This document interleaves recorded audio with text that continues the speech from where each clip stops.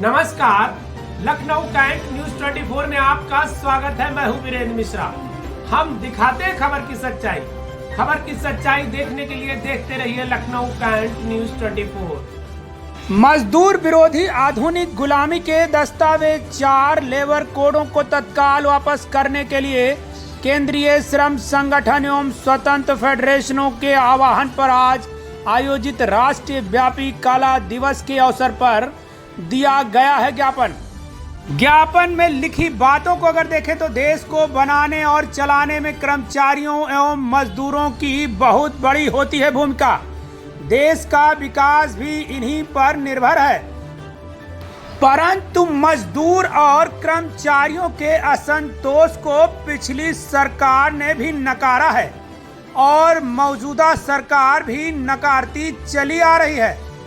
मौजूदा सरकार द्वारा तो लंबे संघर्षों से हासिल 27 श्रम कानूनों को समाप्त कर जो नए 4 लेबर कोड लाने का काम किया गया है, मजदूरों को आधुनिक गुलामी में ढकेलने का काम है।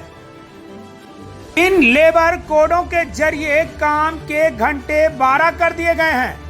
निर्माण, खनन, सेल्स, पत्रकारिता, बीड़ी, मोटर यान, सीमेंट, सिगरेट निर्माण आदि क्षेत्रों में काम करने वाले मजदूरों के काम की विशिष्टता और कार्य दशाओं के कारण बने अलग अलग कानूनों को समाप्त कर one model fit for all का सिद्धांत लागू कर दिया गया है।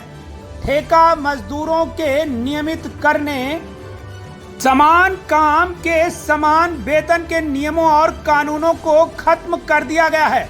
उत्तर प्रदेश में तो हालत और भी बुरी है। यहाँ लेबर कोड आने से पहले ही सरकार ने काम के घंटे 12 करने के लिए कारखाना अधिनियम 1948 में संशोधन कर दिया है। इस संशोधन के जरिए महिला मजदूरों से रात पाली में भी काम कराने की छूट दे दी गई है। यही नहीं, प्रदेश की अधिसूची 74 उद्योगों के कार्यरत मजदूरों के न्यूनतम वेतन का पिछले 5 सालों से वेज रिवीजन तक नहीं किया गया है। इस पत्र में अगर लिखी बातों को देखें तो यह सब देश के निर्माता मेहनत कोष के साथ हो रहा भीषण अन्याय है और उसके संवैधानिक अधिकारों का हनन है। इसी को देखते हुए राष्ट्रव्यापी काला दिवस के तहत डीएलसी ऑफिस में दिया गया धरना।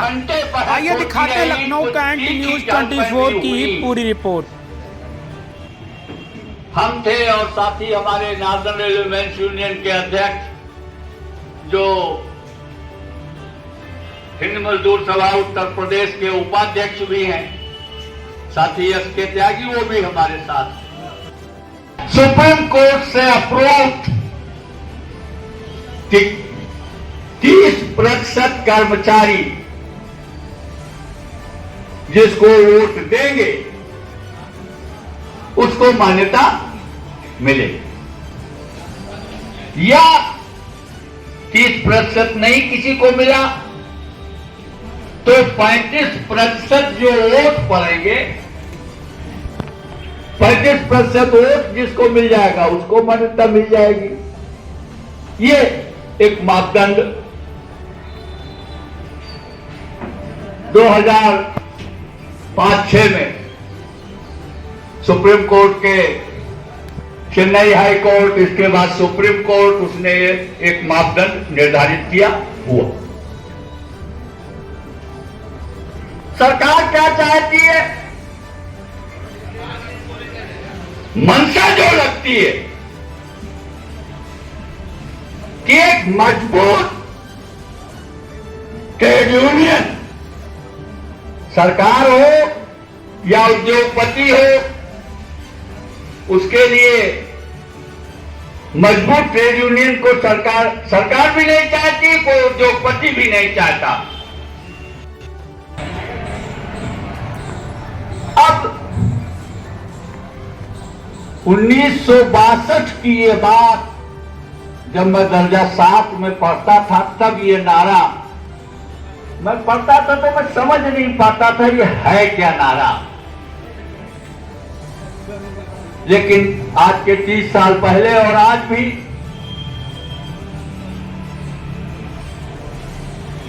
बात औद्योगिक इंडस्ट्रियल रिलेशन कोड की, तो जिस पर काफी हम लोगों को फंसाने की कोशिश की पार्लियामेंट्री कमेटी के चेयरमैन ने, वो बात ये थी, उन्होंने कहा कि भाई किसी भी उद्योग में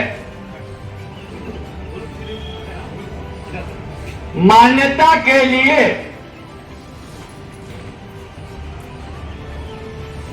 आपकी बात पूरी तरह शोर बार्गेनर, आप उस उद्योग में